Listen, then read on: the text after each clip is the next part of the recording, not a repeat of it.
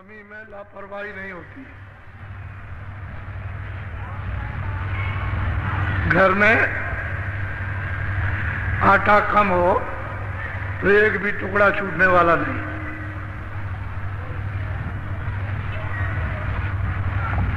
उसमें बड़ा आनंद है और भरपूर रहता है तो बर्बादी। पहले गृहस्थ आश्रम में ये नियम था, अब भी है, कि माताओं ने जब सुबह भोजन बनाया तो जो भी चीज पकाई, दाल है थोड़ा सा निकाल के डाल दी, चावल पकाया उसमें से 2-4 टोला चावल निकाल के हांडी में डाल दिया, आटा बनाया तो थोड़ा सा आटा डाल दिया। 1 हफ्ते 10 दिन में हांडी भर जाती है। चावल इकट्ठा हो गया, दाल इकट्ठा हो गया, जरा सी कंकड़ी नमक की डाल दी, 1 आध मिर्चा उसमें छोड़। ये गृहस्थ आश्रम का ये पक्का काम था, कच्चा नहीं था। माताओं को बहुत याद रहता था, जब कोई अतिथि आया, कोई भी भूखा प्यासा साधु, कोई भी सन्यासी, कोई ब्राह्मण,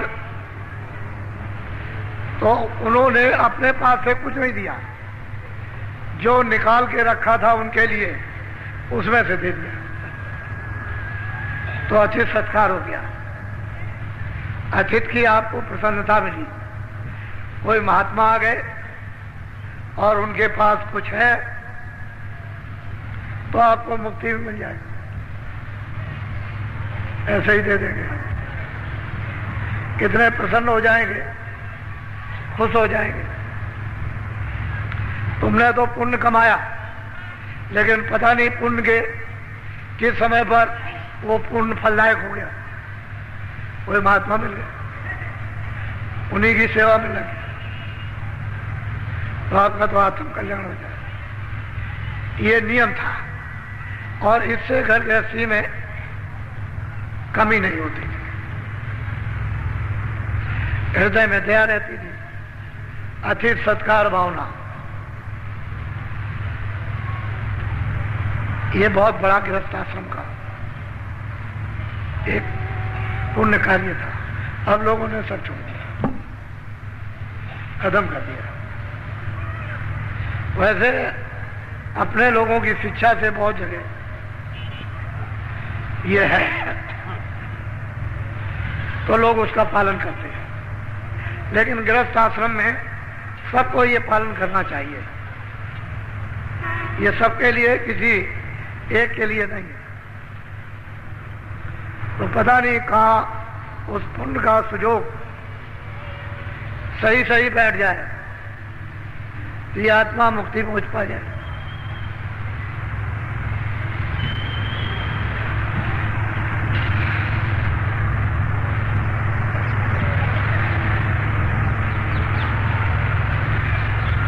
जय गुरुदेव, जय गुरुदेव, जय गुरुदेव, जय गुरुदेव नाम किसका, जय गुरुदेव नाम किसका, जय गुरुदेव नाम किसका।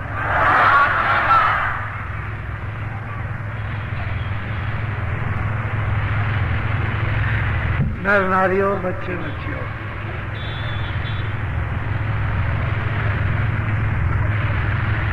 आप सभी नर नारी किसी भी जाति या संप्रदाय के हो,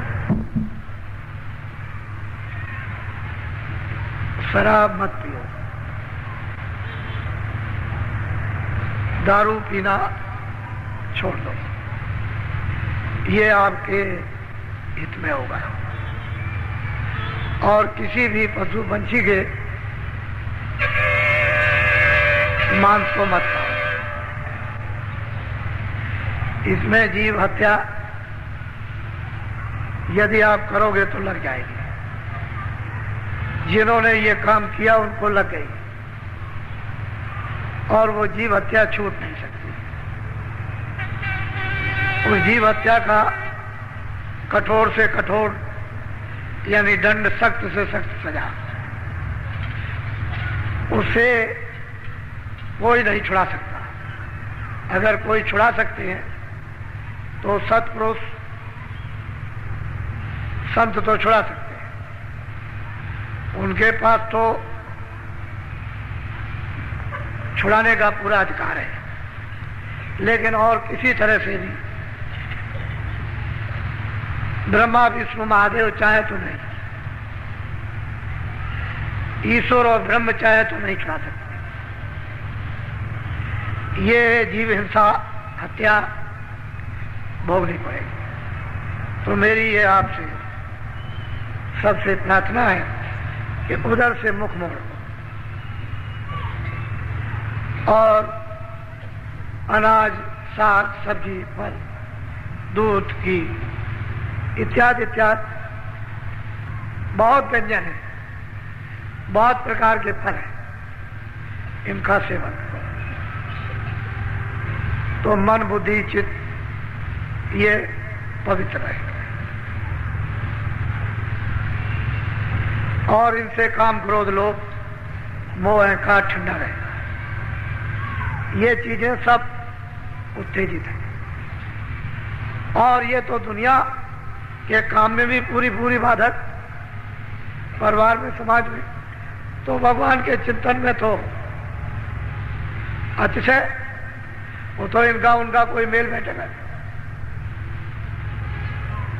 इसलिए इनको तिलांजलि दे दो कि जो हमने किया है वो तो कर दिया, अब इसको नहीं करें।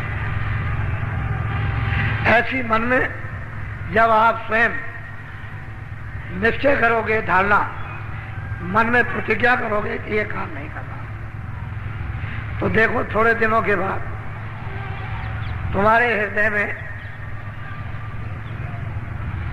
दया का कितना बड़ा विकास होता है और बुद्धि, विवेक जागेगा।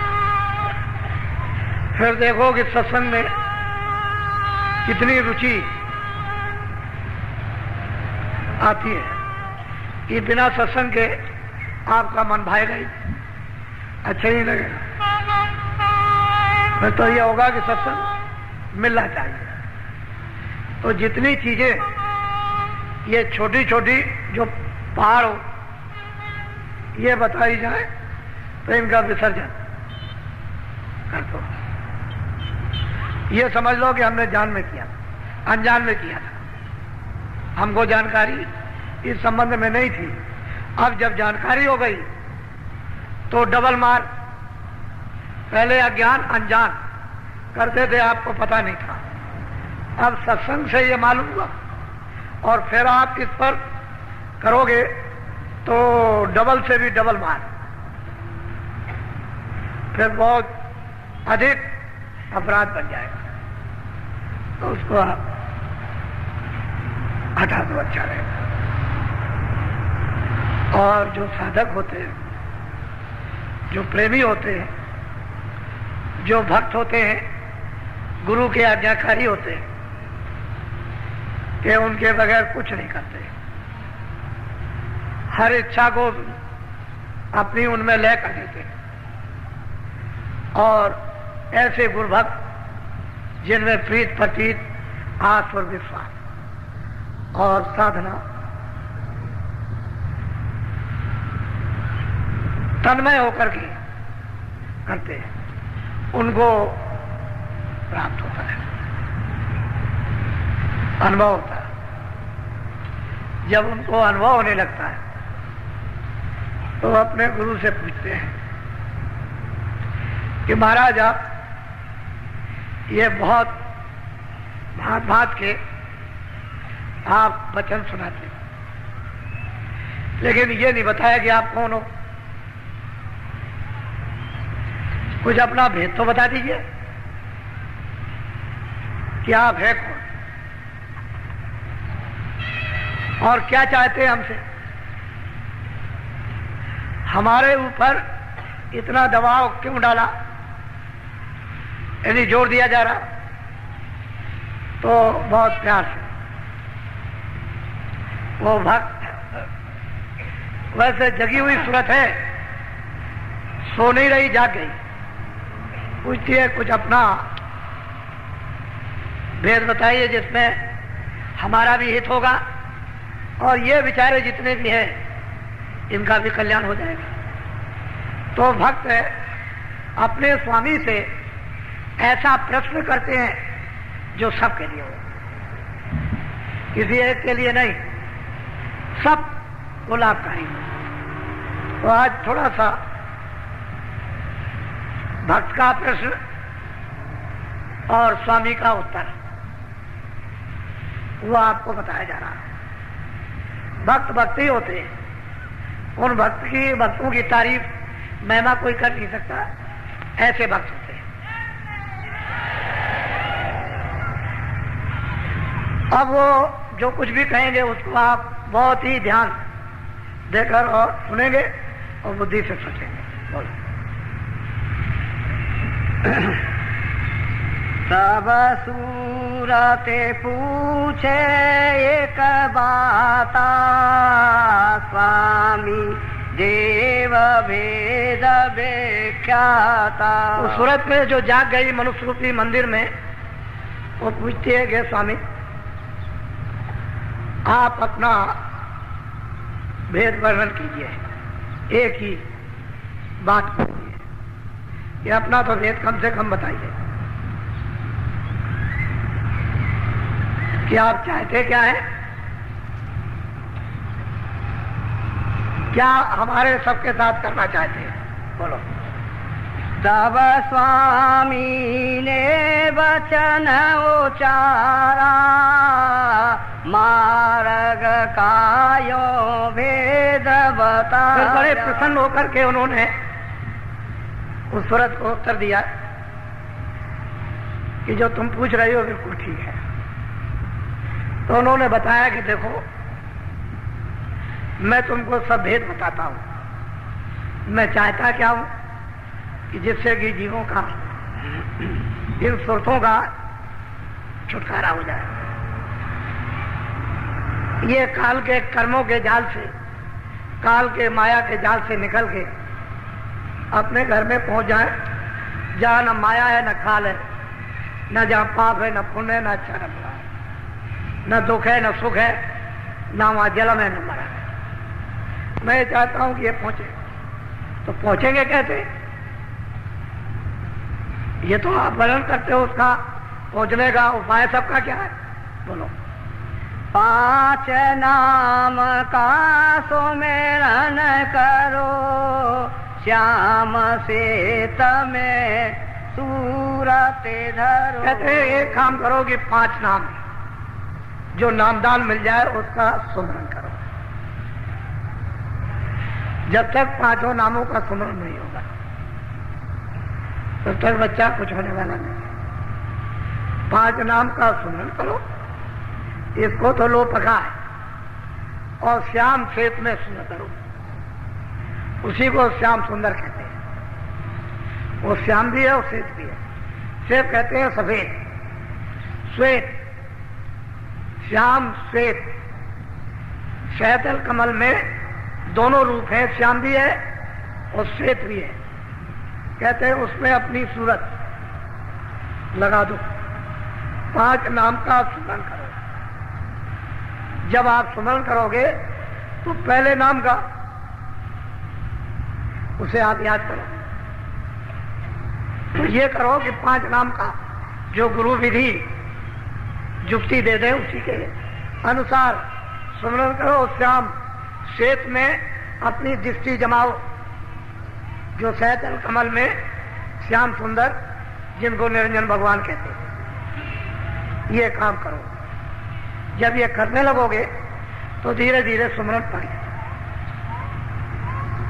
उस सुमरन का फल ये होगा कि दृष्टि आपकी अंदर में एकाग्र होने लगेगी।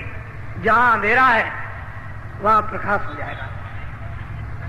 जब प्रकाश हो जाएगा, अंधेरा चला जाएगा, तो प्रकाश में दिखाई देगा, उसमें है दरवाजा। गगन में, आकाश में एक बहुत बड़ा आकाश है, उसमें फाटक है। कहते हैं उसमें कैसे टूटेगा, वो फाटक कैसे खुलेगा? श्याम श्वेत में सूरज धरो, तुम दृष्टि जमाओ, एक एकाग्र लक्ष्य होकर, और उसे दिव्य दृष्टि से उसका भेदन करो, तो आकाश में छेद हो जाएगा और फड़ाक से फटेगा।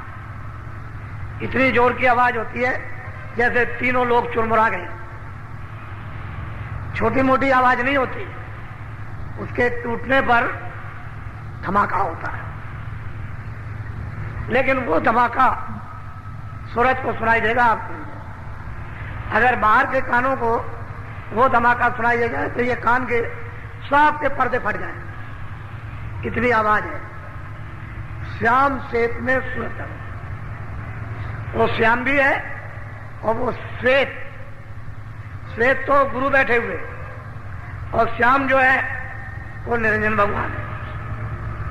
इन्हीं के भेजे हुए जब यहां ठीक करना था इसे धर्म मूवी पाप आत्माओं को, तो इन्हीं के आदेश से राम का अयोध्या में जन्म हुआ था कि जाओ धर्म की मर्यादाएं स्थापित और राक्षसों का ये सफाया कर दो। तो निरंजन भगवान के राम अवतार थे। अब वो कहते हैं कि तुम 5 नाम का स्मरण करो और श्याम श्वेत में सूरज धरो। बोलो। प्रथमे सुनो गगन में बाजा, घंटा शंख छाट। कहते हैं जब तुम्हारी सूरज उस श्याम श्वेत में जब लक्ष्य बना लेगी तो कहते हैं कि प्रथम पहले ही घंटे और शंख की आवाज घनाघन हो गई,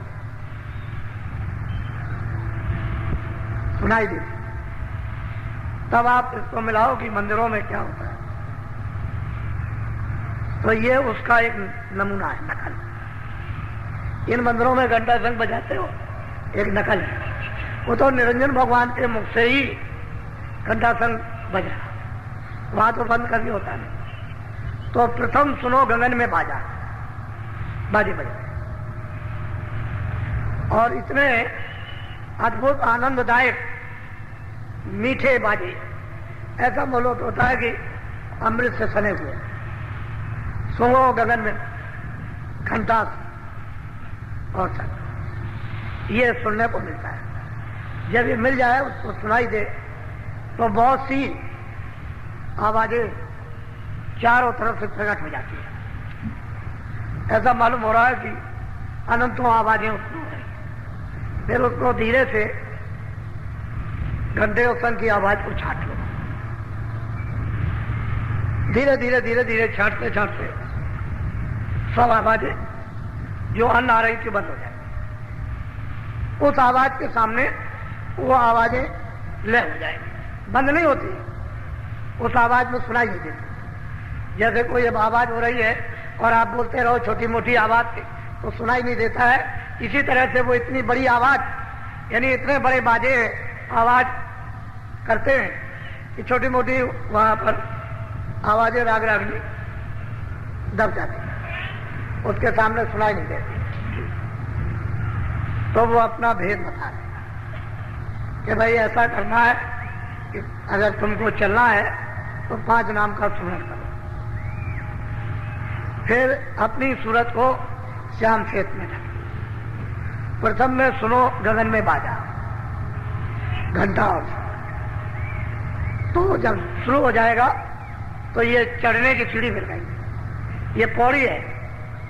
जब ये बाजा सुनने को मिला, बस समझ लीजिए कि पौड़ी मिल गई, सीढ़ी मिल गई, इसको पकड़ के अब चढ़। बोलो। सहस कमल दल ज्योति लखाई, बांकनाल में जाए। कहते हैं कि ये हमने देखा, सूरज तू उधर चल, ये है, ये त्रिलोकी का नाथ है और 3 लोकों का मालिक है। ये पिंडलोक और अंडलोक और ब्रह्मांडलोक, उसका ये मालिक नाम सैदल कमल में विराजमान है। इनकी आवाज घंटा, इसको सुनो और इसमें मिलो, लय हो जाओ, तो ये खबर पड़ेगी कि ऊपर से भी आवाज आ रही है और भी कुछ आ रहा। बोलो ओंकार और राग धुन लाई, आगे पहुंची सोन लगा। कहते हैं कि वहां ओंकार की धुन, ओम की, वहां इतनी मधुर मधुर गरजई घनघोरा, होय विष्टजन उपल कठोरा, दामिन दमक रही खनमाई, खल की प्रीत यथा फिर लाई। जब ये घंटे और शंख की इस धुन में जब सूरत लय होगी तो उधर ऊपर की जो टेढ़ा रास्ता उसमें से आवाजें आ रही, वो है ओम। वहां पर बादलों की गर्जें, गड़गड़ाहटें, मधुर मधुर सदैव मीठी और मृदंग, ताल मृदंग बजते रहे। इतने सुहावने, इतने मीठे ये बाजे हैं और ये है ब्रह्म। इसकी 3 लोक से अलग है, इसका लोक अलग है, इसका राज भी अलग है, ओम का राज अलग है और निरंजन भगवान का राज अलग। ये 3 लोक के मालिक हैं और वो ब्रह्म अपने ब्रह्मलोक का मालिक, वो अलग है। तो ऊपर की आवाज जब सुनाई देगी तो इसी रास्ते से जब इसमें सूरत लय हुई घंटे शंख में तो आवाजें आ रही हैं, वो स्पष्ट होने लगती, क्योंकि स्थूल खोल उतर गया, लिंग भी उतर गया, अब वो सूक्ष्म में चल रही है और आवाजें आने लगी, उधर से सुनाई देने लगा। जब उसमें लय हुई, जो गड़गड़ाहट, मधुर मधुर गर्जन और मृदंग ताल अनुपा जो वहां बज रहे, उसमें जब वो लय हुई तो फौरन उसे ओंकार पद को सूरत यानी प्राप्त जब करती है तो वहां पर एक केंद्र बना हुआ। जैसे ही उसने प्राप्त किया कि ऊपर की धुनें तरह तरह की उसको सुनाई देने लगी और ऊपर में तो कोई खोल है नहीं है, बस ये जब शब्द स्पर्श रूप रस गंध जब ये उस धुनी में लय हुई, ओंकार धुनी में बादलों की गरज और मृदंग की, तो फौरन केंद्र पर पहुंच गई और ऊपर से आवाजें आ रही हैं। तो ये सूरत गुणातीत हो गई। अब सब गुणों से नहीं, अब ये किसी गुण के अंदर नहीं है। जल पृथ्वी अग्नि वायु आकाश ये मृतलोक है। 17 तत्वों का जो लिंग शरीर, 10 इंद्रियां, 4 चतुर्थ अंतःकरण मन बुद्धि चित्त और अहंकार और रजोगुण तमोगुण सतोगुण, ये 14 तबक 14 लोक जो स्वर्ग वैकुंठ में वहां इसकी एक सीमा है आगे। सूक्ष्म लोक है 9 तत्वों, शब्द स्पर्श रूप रसगन और मन बुद्धि चित्त और अहंकार, ये 9 तत्वों का एक खोल, इसको भी पार कर गई। और त्रिकुटी में 5 तत्वों का शब्द स्पर्श रूप रसगन और कोई चीज नहीं है। जब इसको भी इसने जब पार किया और जब केंद्र पर पहुंच गई तो नीचे खा खा सब छोड़ दिया। अब यही सूरत जो दोनों आंखों के पीछे बैठ गई, वो ओंकार पद में उनका तो साक्षात कर ही लिया, लेकिन गुणातीत हो गई। अब वो गुणों के अंदर नहीं आ सकती, ना उसको गुण को लिबायमान कर सकते। तो यहीं से जो शुरुआत होती ऊपर में, वो प्रकृति लोक की होती है। ऊपर में पुरुष है जिसको पार्वम कहते हैं, निरंकार पुरुष जो 10वें द्वार में विराजमान नीचे है प्रकृति, वहां से कृष्ण भगवान भेजे गए थे, इसलिए कृष्ण भगवान गुणातीत थे। लेकिन प्रकृति ने उनको भेजा था काम करने के लिए, यहां वो काम हो नहीं सकता था अगर वो भेजती नहीं तो। उनको भी गुण लिपायमान नहीं कर सकते थे, लेकिन जिस काम के लिए भेजा वही काम किया। तो ऊपर में दुनिया सुनाई दे रही, तरह तरह की वो शून्य पद की आवाजें आ रही, और सूरज जब इससे अलग हो गई तो गुणातीत हो गई। अब वो शब्दमय हो गई, शब्द स्वरूप हो गई। अब उसके खोल तो सब उतर गए, कोई खोल तो बीच में मेलोनी का रहा नहीं। तो बस फिर क्या बात, फिर तो जब शब्द रूप हो जाएगी तो एकदम से मिट्टी चली जाएगी। बोलो।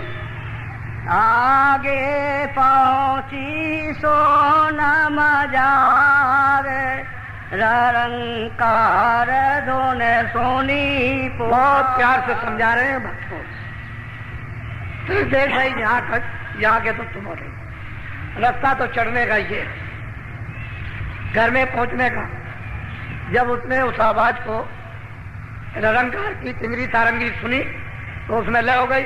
फिर तो उसको सहूलियत हो गई, कोई बंधन नहीं रहा इधर का, कोई चिंता, कोई फिक्र, कोई लगाव। किसी तरह मन को भी छोड़ दिया, बुद्धि को भी छोड़ दिया, चित्त को भी छोड़ दिया, काम क्रोध भी छूट गए, ये सबसे अलग हो गई। प्राण भी छूट गए, सब नीचे रह गए, अपने अपने भंडार में ले हो गए। प्राण प्राण के भंडार में, मन मन के भंडार में, बुद्धि बुद्धि के भंडार में, चित्त चित्त के भंडार में, और 25 प्रकृतियां वो अपने अपने, इंद्रियां अपने भंडार में। ये सब लय होती गई, खाली सूरत रह गई, एक जीवात्मा। अब तो सर्वांग दृष्टि हो गई, आगे भी देखे, पीछे भी देखे, दाएं भी देखे, बाएं भी देखे, नीचे भी देखे, ऊपर भी देखे, चारों तरफ। अब तो मतलब कोई पर्दा नहीं रहा। कहते हैं कि फिर वहां जब ये पहुंची तो निरंकार पुरुष का दर्शन, दीदार। वैसे तो ये दोनों पके हुए हैं, दोनों पूरे, प्रश्न करने वाला भी पूरा और जो गुरु है वो भी पूरे, दोनों पूरे हैं, उनमें कमी किसी में नहीं। लेकिन अब यह है कि गुरु है। ये प्रश्न क्यों किया गया आपके लिए, जगत के जीवों के लिए? ये कैसे पहुंचेंगे, कहां कहां होकर के जाएंगे? तो वो पता ठिकाना रास्ते का एक संकेत धीरे धीरे दे रहे कि अगर ऐसे ये सूरज चले, 5 नाम का स्मरण करे, ऐसे ध्यान लगाए, ऐसे कानों से भजन करे, तो इस तरह से श्याम से मैं अपनी सूरत को उस रूप में जमाए, और जब दृष्टि एकाग्र हो जाए तो उसका भी साक्षात्कार, ब्रह्म का भी साक्षात्कार, पार ब्रह्म में समाई उनका भी साक्षात्कार। ऊपर सब आवाजें आ रही है, बिल्कुल एकदम अलग अलग। फिर वहां कोई पर्दा तो है नहीं, आवाजें कोई बंद नहीं है, तो इतनी आजाद सर्वत्र है, सारा चेतन सत्य का ही सारा कारखाना है, सारी रचना शब्दमय, कुछ नहीं, सत्य की। वो चेतन सत्य है, एक प्रकाश है, उसी में से ये निकल रहा है। अगर शब्द ना हो तो प्रकाश नहीं होगा। सारी रचना ही पूरी चेतन पर है। वहां जड़ का कहीं भी नाम, निशान और आवाज वहां बोलो। केगारी और सारंगी सोनी, मान सरोवर चढ़े चढ़े। कहते हैं कि जब उसने इस आवाज को चिगरी सारंगी की सुना तो सुन सुनकर उसके अंदर एक अजीब गरीब खिंचाव है, आगे चढ़ती है। तो वहां मानसरोवर है, और इतना बड़ा सरोवर है कि उसमें कितने ब्रह्मांड जाकर समा जाएंगे, उससे भी बड़ा, इतना बड़ा मानसरोवर। और वो काहे का है? अमृत का। अब मालिक ने किस कारीगरियों से उसको ऐसा बनाया, लेकिन उसके इर्द गिर्द चारों तरफ ऐसा मालूम होता है कितने करोड़ लंबा और कितने करोड़ पीछे लंबाई चौड़ाई, और उसके जो घाट बने हुए हैं वो ऐसा तो यहां कोई महल है नहीं, ऐसी तो कोई चित्रकारी नहीं, न ऐसी कोई रोशनी है, कोई नाम निशान को।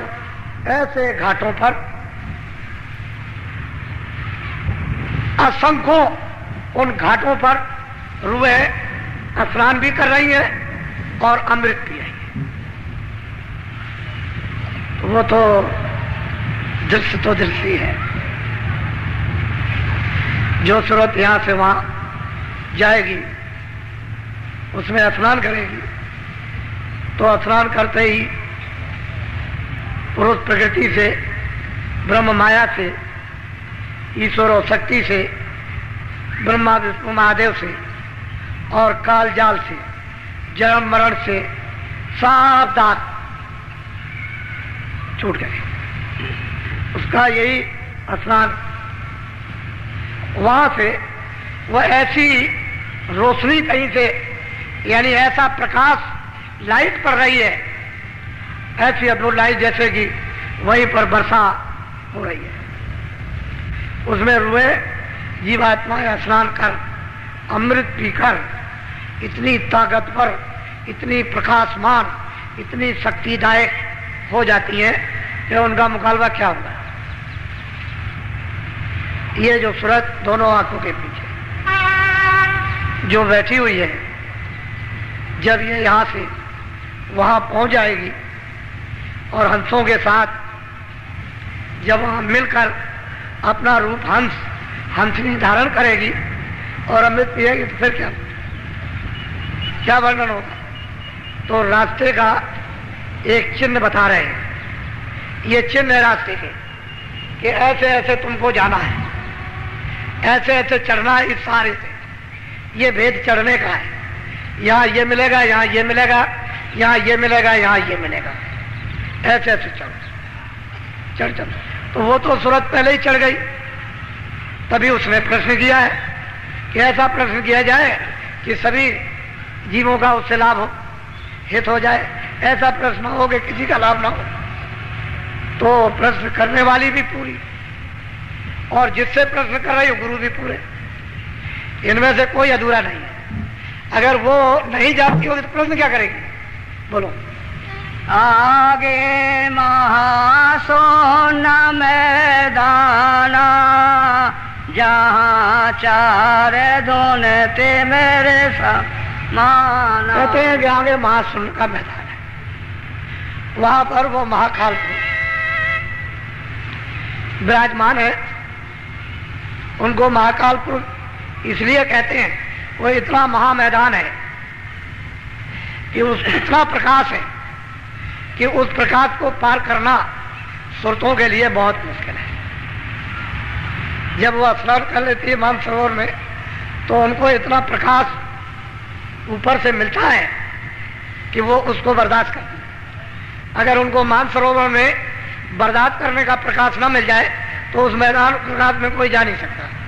तो आगे महासुन का मैदान बहुत, वैसे रचना तो गजागज है, कोई ऐसा ही मैदान नहीं है, कोई भी एक तिल भर भी, एक कण भर भी रचना से खाली नहीं।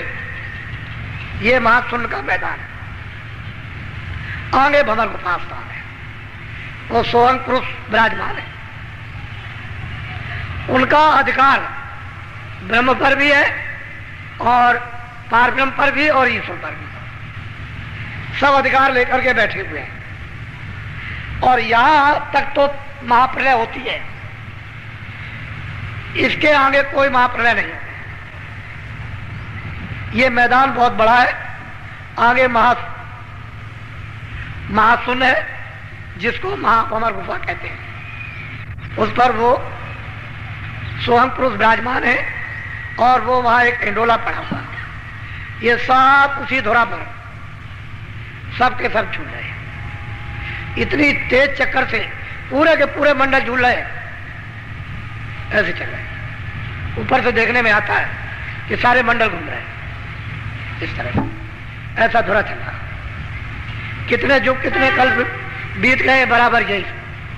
इससे ये सब चक्कर घूम रहा, स्वर्ग भी घूम रहा, ब्रह्मांड भी घूम रहा, पार ब्रह्मांड भी घूम रहा, पूरा का पूरा ये। तभी तो इंडोला पड़ा हुआ है, नहीं तो कैसे पता चले? वहां देखने से मालूम होता है। तो निशाना बता रहे कि सूरत स्नान करने के बाद तुमको महासुन के मैदान में प्रकाशमान में जाना होगा, और वो इतना प्रकाशमान मैदान है कि वहां रूहें चकाचौंध हो जाती है। मालूम होता है कि प्रकाश में कुछ दिखाई नहीं देता। तो जब तक मानसरोवर में स्नान न करें उस प्रकाश में, तब तक वो बर्दाश्त नहीं कर सकते। तो निशान बता रही है कि ये जाने का रास्ता है। बोलो। ताके परे धाम सतनामा बीन बाजे सत। बहुत प्यार से समझा रहे कि तूने पूछा तो ठीक है, इस भंवर गुफा सुहंग स्थान के परे वो सतधाम है, और उनका नाम है सतना। वो धाम है, ये इन सब के वो पिता है, और ये सब उनके बच्चे हैं, और हम भी उनके बच्चे हैं। ये वही से सब कुछ मिला। ये जीवात्माएं भी सतधाम से, सतलोक से ये भेजी गई, और ये अलग अलग मंडलों में, ब्रह्मांडों में तकसीम कर दी गई। कहते हैं आगे सतधाम है। बोलो। सोनत सोरते फेरे आगे चली। वहां जब वो पहुंच गई सतधाम में, तो वहां पर वो देख रही कि बीन बांसुरी अद्भुत अद्भुत बज रही, चारों तरफ वही आवाज, ऐसी मस्तानी मधुर। वो सत पुरुष का जो बाजा है वो सबके ऊपर छाया हुआ। वहां पहुंच करके सूरत ने सतपुरुष का सतधाम में, सतलोक में दर्शन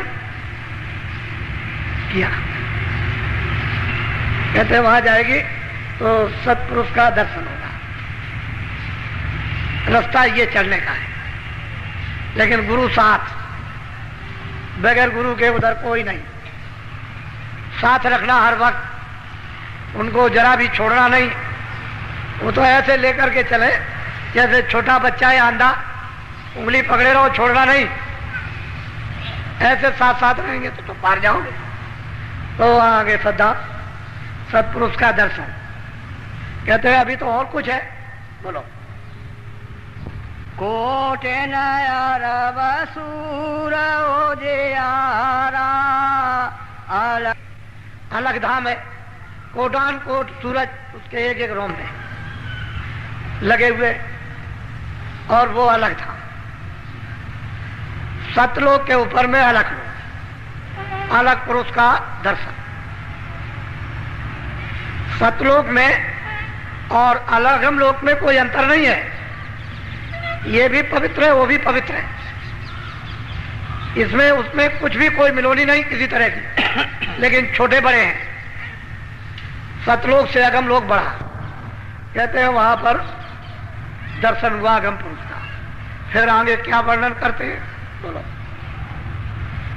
ताहा से अगम लोक को चली, अगम पुरुष से जाकर। कहते हैं उसके ऊपर में अगम लोक, वहां आगे चलती जाती है। उसकी आवाजें तो यहाँ पर कोई इन्होंने बताया नहीं है कि भाई उसकी आवाजें अगम पुरुष की या अलग पुरुष की। वो तो मतलब है कि वर्णन करने में नहीं आएगी। उसका तो कोई निशान और नमूना यहाँ पर तो किताबों में दिया नहीं, क्योंकि आवाज तो है ही, बगैर आवाज के नहीं। कहते हैं वहां वो पहुंची और अगम पुरुष का भी दीदार और दर्शन किया। ये रास्ता जाने का। लेकिन जब सत धाम में पहुंच जाएगी, सतलोक में, सतपुरुष तो वहां स्वतंत्र है। कोई किसी तरह का बंधन नहीं, आगे चले जाओ, वहां रोक टोक नहीं है, सीधी जाओ। किसी तरह का भी कोई बंधन नहीं। बोलो। ताके आगे रहत अनामी, निज घर संतन अब कहते हैं कि इसके आगे अनामी धाम है। वो सबका मालिक, सबका शहंशाह, सबका बादशाह है। वो मतलब उसके आगे कुछ नहीं। जो वहां गए वो चुप, कोई कुछ बोल नहीं सकता। उसको कहते हैं अनामी धाम। वो अनाम पुरुष। रामायण में लिखा है कि एक अनीय अनामा आगे सच्चिदानंद प्रभु धाम। बहुत अच्छा वर्णन किया उन्होंने। वो कहते हैं कि इस तरह से वो संतों का निज धाम है, वहीं से भेजे जाते हैं। लेकिन ये अनामी पुरुष ने अलग, अगम लोग, अलग लोग और सत लोग, ये तीनों एक रस बनाए, रचे हैं। और नीचे की जो रचना हुई है वो सतलोक से हुई है। वो सतनाम, उसका नीचे की रचना का कुल्लम कुल यानी कर्ता धर्ता सतपुरुष, उनका नाम है सतनाम। यहां से और आगे तो वो सब एक रस है, उसमें तो कोई बंधन नहीं है। जब सतलोक में सूरत पहुंच जाए तो आगे चली जाएगी। उसको इतना बल, इतनी शक्ति उसके पास, और वहां सतपुरुष की ऐसी मर्जी के आगे जाओ, आगे चली जाती है। अब वहां का जो हाल है वो लिखा नहीं जा सकता। ये तो महापुरुषों ने, कबीर ने, रविदास ने, तुलसीदास ने, मीराबाई ने जो कुछ भी देखा एकमात्र इशारे किया, कुछ नहीं। जो वहां यहां कुछ नहीं देखा, इशारा कर दिया बस। अर्वचनीय वचनों में नहीं आ सकता, कलम कागज की स्याही पर अक्षरों में नहीं आ सकता। वही इशारा करते रहिए। ऐसी रचना है, ऐसे रूप है, ऐसा प्रकाश है, ऐसा अमृत है। और वहां जो पहुंचा वो कभी लौट के आना नहीं। एक बार उसकी तो ये मौत जरूर हो गई कि जीवों को, जीवों के भंडार को एक बार दे दिया। और अब जो पहुंच जाएगा फिर कभी ऐसी मौज नहीं। और वो कहते हैं कि भाई काल हमने समझ बूझ के रचा, क्योंकि काल बगैर बनाए लोगों को खौफ नहीं होता। खौफ से ही तो आते हैं। अगर ये चले जाते तो लौट के आते हैं। तो जीव आए तो कितने युग और कितने कल बीत गए। ये इनका देश निकाला हो गया। महाकाल पुरुष, पार ब्रह्म, ईश्वर, इन सब को सत्पुरुष ने देश निकाला कर दिया। ये नहीं जा सकते आप। आपके जाने का तो रास्ता रखा है, लेकिन ये अपने स्थान पर रहेंगे, कभी नहीं जाएंगे। इनके जाने की कोई मर्जी नहीं, कोई मौज नहीं है। लेकिन अब क्या किया जाए? तपस्या की थी, उन तपस्या के बस होकर के सत्पुरुष ने इनको यानी वरदान दे दिया कि जाओ मैं तुमको देता हूं। तो जीवों के बगैर तो कोई रचना बैठती नहीं, तो जीव भंडार दे दिया। एक छोटा सा दिया है, कोई ज्यादा बड़ा नहीं है। वहां तो सब रूहों की, सभी जीवात्माओं की पूरी गिनती है, लेकिन यहां गिनती नहीं। वहां तो गिनती से दी गई और यहां उसकी गिनती नहीं। कागज पर कोई गिनती नहीं कि कितनी जीवात्माओं का भंडार दिया गया। अरे भाई रुपए की गिनती थोड़ी है कि गिन के दे दिया। कभी कभी जब गिनती खत्म होती है तो लोग अपने शब्द एक निश्चित करते हैं कि नहीं ये गिनती मान ली जाए, लेकिन वहां तो गिनती सबकी है, उसमें नहीं। ये सीधा सरल भक्त के प्रश्न का आपके लिए उन्होंने संकेत में बताया कि भाई मैं तो वहां का रहने वाला हूं, मैं तो इस काम के लिए भेजा गया हूं, आया हूं, और तुम इस तरह से चलो। अब बेचारे काल जाल में यहां फंसे हुए हैं। इनको क्या मालूम है कि अंतर्मुख साधना क्या है? इनको क्या पता है कि ईश्वर क्या है, घंटा घड़ियाल क्या है? इनको क्या मालूम? ये तो यहाँ अंधकार अज्ञान में पड़े, रो रहे, चिल्ला रहे। इनको तो साधना का स्वप्न में भी कभी भान नहीं है कि कोई साधना है, ईश्वर है, भगवान है, कुछ नहीं। लेकिन जब संत आते हैं तो सब विश्वास दिला देते हैं। धीरे धीरे संस्कार डाल डाल करके विश्वास पक्का कर लेते हैं और जीवों से योग बना लेते हैं कि चल पड़े, निकल जाए। इसीलिए तो जीवों ने उनकी पुष्टि की है। इन संतों को कौन जान सकता कि ये संत है? उनको कोई नहीं जान सकता। वो तो जब तक ले ना जाए तब तक कौन जाने, पहुंचे नहीं तो किसको क्या पता। तो जब वो पहुंच जाते हैं और पूरे हो जाते हैं और देखते हैं कि इन्हीं का सब खेल है, ये यहाँ भी और वहां भी यही है, इनमें उनमें कोई अंतर नहीं, और वो इसीलिए आए कि देखो मैं तो यहाँ बैठा हूं, जो रूप उनका यहाँ वो कोई फर्क नहीं, वह रूप चित्रकारी में नहीं आ सकता है। वो काला सांवला नहीं है, वो तो अरूप है। इसलिए आप लोग जो नामदान पा जाओ तो थोड़ा सा साधन करो, कोई बड़ा मुश्किल नहीं है, सरल है, सीधा है।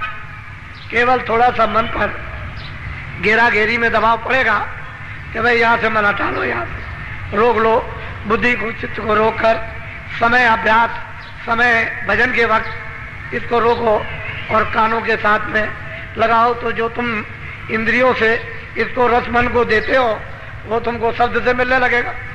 वो तो गहरा रस है, गहरी ठंडक है, गहरी खुराक है। अगर कहीं वो नशा चढ़ गया तो उतरने वाला नहीं। इसीलिए लोग चीखते रहते हैं, कहते भाई इसको क्या हो गया, ये पता नहीं, बदल गया, बदलता ही नहीं। तो उस पर गहरा रंग जब चटक चढ़ जाता है मस्ती का तो बदलता नहीं है। सब चीखते रहो, पछताते रहो, कोई कुछ नहीं कर सकता। लेकिन जब तक रंग नहीं चढ़ा तब तक आप भटक रहे। तो धीरे धीरे जो मिल गया वो आप धीरे से करो। तो देखो घट में घाट खुल जाएगा, जीवात्मा जाग जाएगी, कान खुलेंगे आपके, धीरे से सुनने लगोगे, देखो शक्ति प्रदान होने लगेगी, ज्ञान होने लगेगा, भ्रम खत्म हो जाएगा, शंकाएं चली जाएगी। क्योंकि शब्द के साथ तो कोई शंका है नहीं है। जब शब्द से जुड़ोगे शंका अपने आप है। शंका तो अज्ञान है, वहां ज्ञान मिलने लगेगा, शंका किस बात? तो सब गुण है उस शब्द में, नाम में। और नाम जी जब जागे जोगी, तो इसलिए 5 नाम का सुमरन करो। वो आपको बड़ा सरल बताया गया कि सुमरन को पहले पका लो, और जब ऐसे ध्यान पर बैठो तो जरा सा शरीर को थोड़ा सा भूलो, 10 मिनट 15 मिनट के लिए ऐसे बैठ करके जरा भूलो। जब शरीर को थोड़ा सा जब भूलने लगोगे और मन बुद्धि चित्त ये जीवात्मा के आंख के सामने जब साथ देगी तो इधर से सब बुलावा शून्य होने लगेगा। आपके विचारों में कोई चीज याद नहीं रहेगी। इसको कहते हैं शरीर भूलना। जैसे ही बुद्धि मन और चित्त सूरत के साथ काम करने लगे कि अब ये चीजें भूलने लगे, और उधर शब्द काम करने लगेगा, तो ये सूरत मन दोनों शब्द को पकड़ लेंगे। तो ये आसानी से जुक्ति लेकर के काम कर डालो, इसमें ढील मत करो। अब दया तो मालिक की आपको मिल रही हर तरह से, और उस दया को समझदारी से ले ही लेना चाहिए, ताकि बाहर भी और अंदर भी काम कर जाए। अंदर तो उसका स्थान बना लो, फिर बाहर भी काम आ जाएगी। कोई चीज जमा तो करो, जब ज्यादा इफरात हो जाए तो किसी और के भी काम आ जाए। फिर महात्माओं के पास तो भंडार होता है, उनके पास तो कुछ खत्म होने वाला नहीं कि उसमें से कुछ घट जाएगा, घटेगा कुछ नहीं। वो तो जैसा उचित है आपको समझेंगे वैसा ही काम करते हैं, जिससे आपका लाभ फायदा हो जाए और दोबारा पुनः ये जीवात्मा वापिस लौट करके न जाए और चढ़ चले। तो यहाँ घर आपका नहीं है, ये है परदेश। आज होगा अभी नामदान। कुछ लोग नए भी आ गए जो ये इच्छा लेकर आए हैं कि भाई 7 दिनों का साधना कार्यक्रम, इसमें नामदान होगा, तो चलो नामदान ले आए। 2 दिन सत्संग सुनेंगे, कुछ वहाँ करेंगे भी, समझेंगे भी, कुछ याद भी कर लेंगे, फिर घर लौट करके प्रतिज्ञा करके दृढ़ता ले करके कुछ करेंगे, कुछ चलते चलाते कुछ अपना भी भला हो जाए, नहीं तो दुनिया की ये मुसीबत तुम्हारे कर्मानुसार जो बादलों की तरह से छाई जा रही है और उसकी आभास आप सब लोगों को मालूम होने लगा कि आगे तकलीफ आने वाली है। सही बात है, तकलीफ आने वाली। वो कोई महात्मा का श्राप तो नहीं है कि भगवान ने आपको श्राप दे दिया, ये तो सब कर्मों का खेल होता है, उससे ये तकलीफें आती। आत्मा चाहते हैं भाई किसी तरह से तुम बच जाओ, ऐसे धीरे से निकल जाओ, तकलीफें बगल से निकल जाओ। और तुम अगर नहीं जानोगे, नहीं निकलोगे तो सीधे तकलीफ में कूद पड़ोगे, तो तकलीफें आपको चाट जाएंगी, खत्म कर देंगी। तो वैसे ही रह जाओ, चले जाओ। दुनिया को रोते चीखते चिल्लाते तो समय काल, उस समय लोगों ने, योगियों ने, ज्ञानियों ने, सब ने देखा। अभी देख लेंगे, उसमें बात क्या है। तो आप नामदान ले लो। इसमें दो बंधन है, एक तो नशीली चीज जो बुद्धि को पागल करती है, बीड़ी तंबाकू नहीं, हुक्का। इसलिए आपको ये कहा जाए कि खाना मत खाओ, कपड़े मत पहनो, काम मत करो, बच्चों में मत रहो, तब कहो। खेती करो, दुकान करो, दफ्तर करो, दवा लो, आप कपड़े पहनो, खाना खाओ, 100 बार, बच्चों की सेवा करो, अतिथि सत्कार उनका करो, आपका वो करें, सब करें। भाई बाद में तो समय बच जाए तो भजन कर, यही तो कहा जाता है। जब कोई काम ना हो तब कर लो, उतना तो समय आते थे। अगर नहीं देते हो तो तुम झूठे हो। तुमने गर्भाशय में वादा किया था कि अब की बार मुझे इसे काल कोठरी से निकाल दीजिए, महान वेदना हो रही है, मैं आपका जरूर बदल दूंगा। तुम बड़े वादा खिलाफ निकले, बड़े झूठे निकले कि तुमने अभी तक शुरू नहीं किया, इतनी प्रतिज्ञा करी, एक भी पूरी नहीं की। फिर वो पूछेगा कि तुमने प्रतिज्ञा की थी और ये पूरा क्यों नहीं किया, तो क्या जवाब दोगे उसके साथ? उसने तो काया दी, इसके लिए थोड़ी दी है, बुरे काम करो, अच्छे काम करने के लिए अच्छे काम करो। बुरा करोगे तो फिर वो सब पूछेगा, मुजरा लेगा, सब ले लेगा, छोड़ेगा कुछ नहीं। अच्छा काम करो जो फिर कुछ मांग ना सके। तो अब आप इसको समझ लो, नामदान लो। जो कुछ भी आप आज भी लोगों ने मुझसे कहा, नए लोगों ने, कि मैं भजन पर ध्यान पर बैठा था तो मुझे कुछ सुनने को, कुछ देखने को मिला। हमने भाई छुपा के रखना, ये तो दरवाजा सच्चा है, रास्ता सच्चा है, वेद सच्चा है, नाम सच्चा है, उपासना जो कराई जा रही सच्ची सनातन है, उसमें कोई गलती निकाल नहीं सकता। तो जब दरवाजे पर बैठोगे तभी तो होगा। तो बताना नहीं, सब अजब कर। हमको तो बता सकते हो, क्योंकि हमको नहीं बताओगे तो आगे रास्ता कौन बताएगा। आप अपना बताओगे, मैं आगे रास्ता बताऊं। तो मुझे बड़ी खुशी हुई, बहुत प्रसन्नता हुई कि लोगों ने नामदान लिया और बैठ के कुछ थोड़ा बहुत तो मालूम हुआ कि हमारे घट में कुछ है। और तुम करोगे, जब कुछ समय लगेगा, करोगे, कुछ देर हो जाएंगे तो अपने आप सामने आ जाए। तो बहुत होशियारी से नाम ले लो। यह है मंत्र, दीक्षा, गुरु मंत्र है, इसको कहते हैं नामदान। अब वो दीक्षा गुरु मंत्र नहीं है, उपदेश में ही नामदान, और ये सर्वोपरि दान है, इससे बढ़कर के कोई दान नहीं। तो ये दान आप ले लीजिए। जो जो भगवान का नाम बोलूंगा सब लोग एक साथ एक आवाज में बोलना, आगे पीछे नहीं, और शुद्ध उच्चारण करना। तो जैसे भी कोई कहते हैं कि भजन भी नहीं कर पाएंगे और श्रमदान भी नहीं, चलो रोटी बनाओ। तो कहते हैं कि रोटी भी नहीं बना सकते और श्रमदान भी नहीं करेंगे, भजन नहीं, तो चलो झाड़ू ही लगा दो। कहते हैं हमसे ये भी नहीं हो सकता, चलो पहरा दो, पहरा ही देने लगो। अगर मान लो कुछ ना करो तो सो, और सो भी नहीं सकते तो पानी में डूब जाओ। फिर क्या किया जाए जब कुछ ही नहीं कर।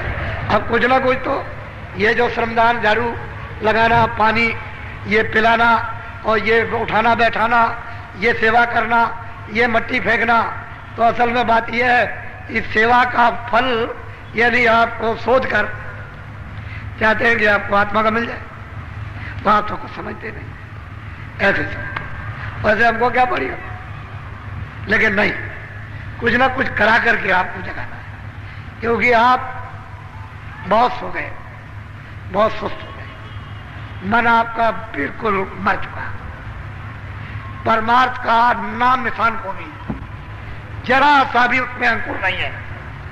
तो वैसे में अंकुर पैदा कर तो कोई ना कोई तो बहाना चाहिए।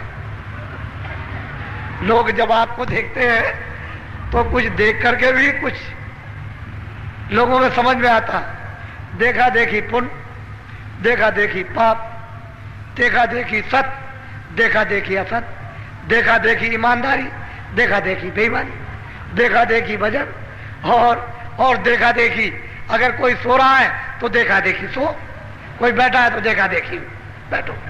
तो कुछ ऐसी चीजें होती है कि वो देख करके तो लोग देखते हैं ये सब, फिर कहते हैं अरे भाई इन्होंने तो 50 डलिया डाली, अरे भाई मैं भी कुछ पुण्य कमा लूं, तो वो भी 4 डलिया डाल देते हैं। नए लोग जो बाहर से आते हैं खड़े होकर देखते हैं तो डलिया उठा लेते हैं, शायद कुछ हमको भी मिल जाए, तो मिलेगा तो उनको भी, लेकिन एक अंकुर, एक फुर्रत हुई, एक लगाव तो हुआ, तो ये कहेंगे कि मैं भी डाल के 2 डलिया आया था, कहेंगे सब जगह कि मैं बाबा जी क्या गया था, वहां कितने लोग मट्टी डाल रहे थे, मैं भी 2 डलिया डाला, तो सब जगह तो एक मतलब ये कुछ बना, अंकुर तो कुछ बना, कुछ मतलब ये कुछ हवा तो चली, नहीं तो कुछ नहीं। इसलिए अब ये सत्संग आज का अब ये आपके लिए समाप्त किया जा रहा है। मैं सुबह आपको मिलूंगा, सुबह आऊंगा, सुबह मिलूंगा, कुछ सत्संग सुनाऊंगा, फिर आपको भजन के बारे में कहूंगा, फिर कुछ संविधान जो जैसे होंगे उनको, और फिर 7:30 बजे कल फिर होगा, और नए लोग कल भी आएंगे। आप देख रहे हैं ये समुदाय, इसको देखिए, मतलब यह है कि ऐसा मालूम प्रतीत होता है कि ऊपर से आपके ऊपर मालिक की दया हो रही है, उसकी कृपा हो रही है, ऐसा पूरा आभास हो रहा। और उसकी अगर तुम मुंह खोल दो तब तो दया पीने को मिल जाए। ये मुंह नहीं है, वो सूरत का मुंह खोलो, ऐसे वो खोलो मुंह उसका, ऐसे जब खोलोगे ऐसे उसको खोलिया तो फिर पीने को मिल जाए, दया पीने को मिलेगी। मुंह बंद किए रहो कैसे मिलेगा? ये तो सोचने की बात।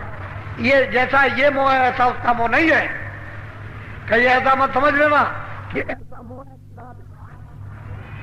ऐसे दांत मोह नहीं है, वो अलग उनका मुखारबिंद अलग है, सूरत का मुखारबिंद अलग है, उसको